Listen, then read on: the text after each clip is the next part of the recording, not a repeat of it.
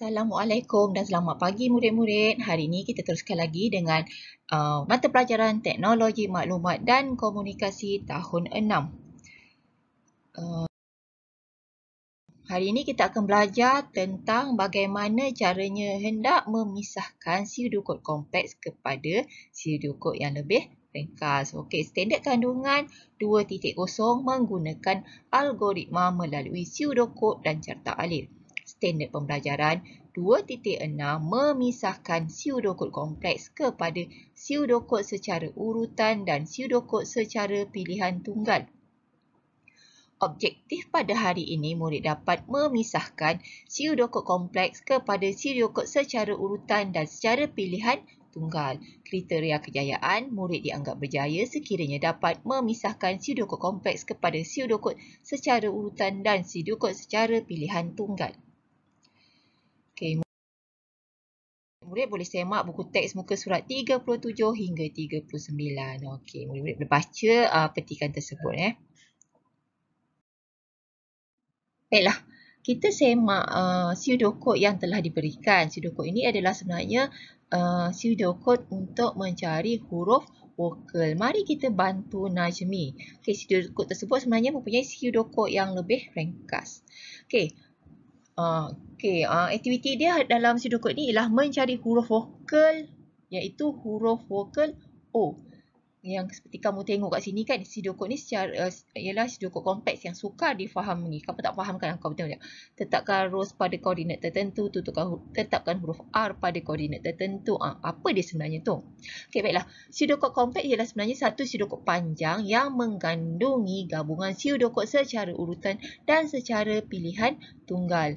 Boleh dipisahkan kepada beberapa pseudokod yang lebih ringkas dan mudah difahami berdasarkan fungsinya.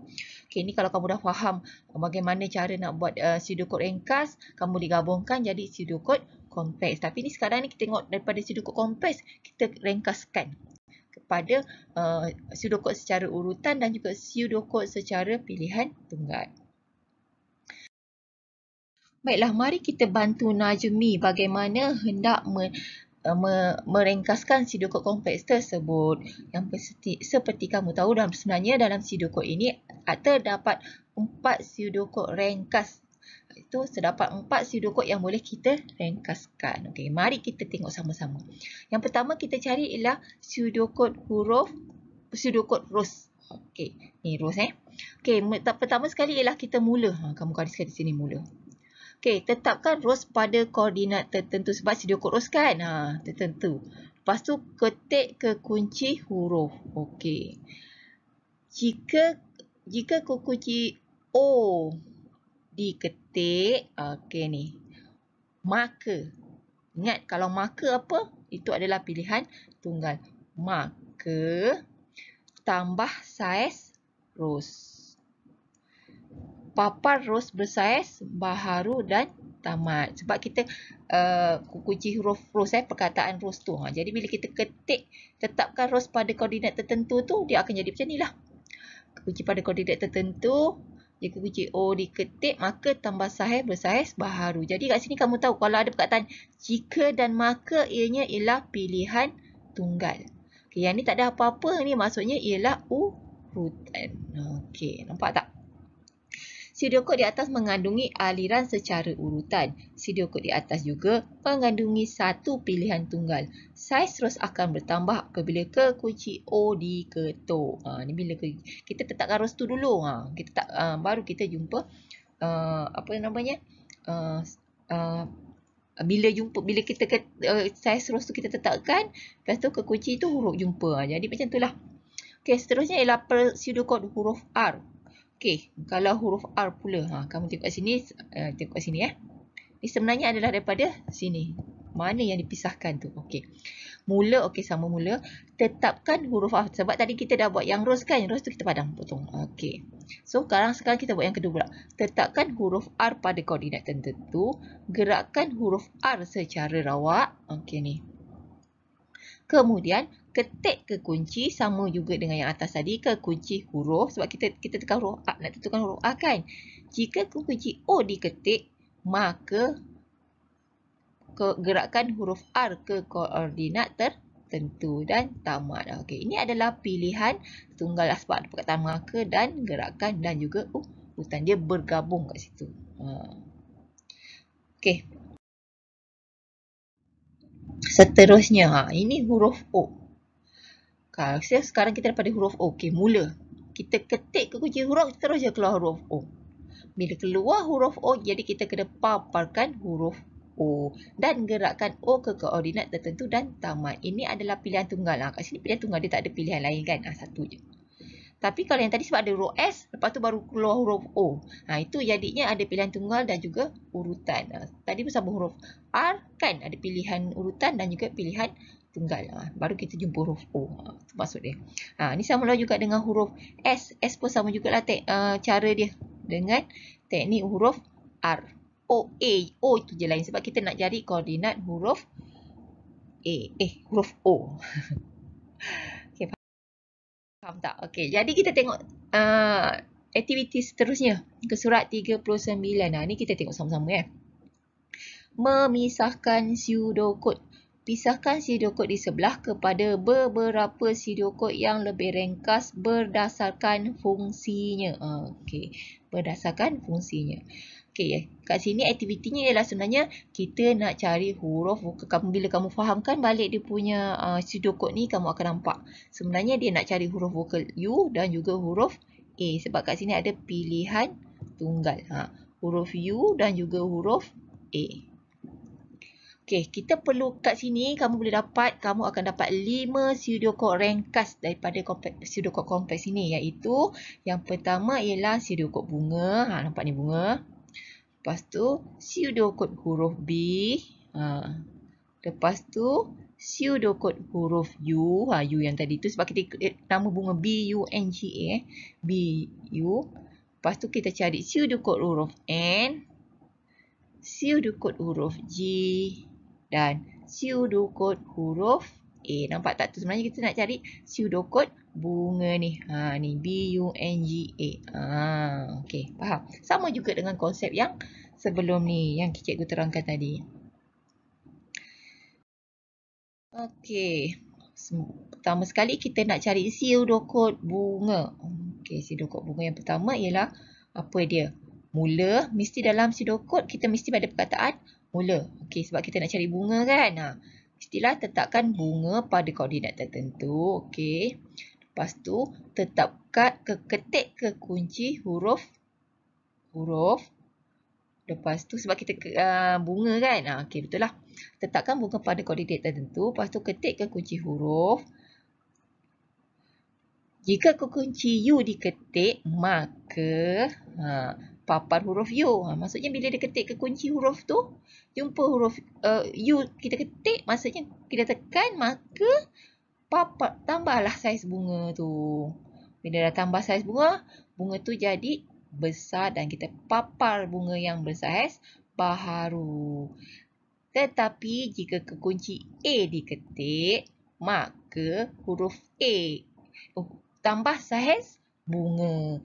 Papar bunga bersaiz baharu dan tamat. Okay, faham tak kat sini?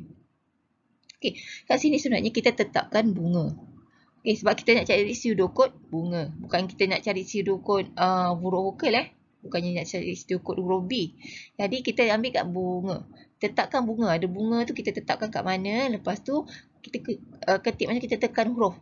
Bila huruf U diketik, maksudnya kalau kita ketik huruf U, maka saiz bunga akan bertambah dan kita akan paparkan bunga. Kalau kita ketik huruf A, maka saiz bunga akan bertambah dan papar bunga yang baharu dan proses itu pun tamat. Okey, kat sini ada dua jenis pseudocode, iaitu yang pertama ialah aliran secara urutan dan juga aliran secara pilihan tunggal. Yang kamu kena ingat, kalau pilihan tunggal ada perkataan jika dan maka. Jadi kat sini ada dua jenis pilihan tunggal. Dan secara urutan dia tak ada, dia ikut je. Ini adalah secara urutan. Okey, baiklah. Seterusnya kita ingin mencari pseudocode huruf B. Okey, yang huruf B senang je. Mula macam biasa kita gunakan mula. Lepas tu tetapkan huruf B pada koordinat tertentu. Kemudian gerakkan huruf B secara rawak. B tu kita gerakkan je. Dah habislah lepas tu dan tamat. Itu sahaja dia punya pseudocode. Kat sini kita ialah pseudocode secara urutan ikut sahaja. Okey, seterusnya kita cari pula pseudocode huruf U. Ini yang kita nak carikan tadi kan. Kita nak cari huruf vokal U dan huruf vokal A. Okey, sekarang macam biasa mula. Kemudian ketik kekunci huruf. Jika kekunci U diketik, maka papar huruf U, gerakkan huruf U secara rawak kan. Lepas tu tamat. Jadi kat sini pseudocode aliran pilihan tunggal sebab ada perkataan maka. Sebab kita dah ketik terus keluar huruf U. Jadi bila keluar huruf U maka paparlah huruf U kan. Dah kepapar huruf U, kita gerakkan huruf U secara rawak. Kalau yang tadi bunga, sebab apa? Kita tetapkan huruf bunga tu bila kita ketik kunci huruf, jika U keluar, maka saiz bunga tu bertambah sebab kita gerakkan pada bunga tersebut. Okay, seterusnya pseudocode huruf N. Okey, pseudocode huruf N sebenarnya prosesnya sama dengan pseudocode huruf B. Okey, mula tetapkan huruf N pada koordinat tertentu. Kemudian gerakkan huruf N secara rawak. Kemudian tamat. Ini adalah aliran secara urutan. Okey, seterusnya G. Pseudocode huruf G pun sama juga dengan pseudocode huruf B dan juga pseudocode huruf N. Mula gerakkan huruf G pada koordinat tertentu, gerakkan huruf G secara rawak dan tamat. Ini adalah pseudocode secara apa? Secara urutan sebab dia tak ada perkataan jika dan maka. Okey, ini G. Pseudocode huruf A. Yang kita perlu cari. Sama juga dengan pseudocode huruf U. Proses dia. Mula, ketik kekunci huruf.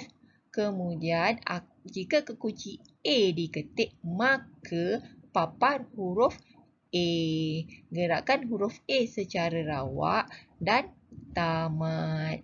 Ingat, kalau ada jika dan maka, kita tahu ianya adalah pseudocode secara pilihan tunggal.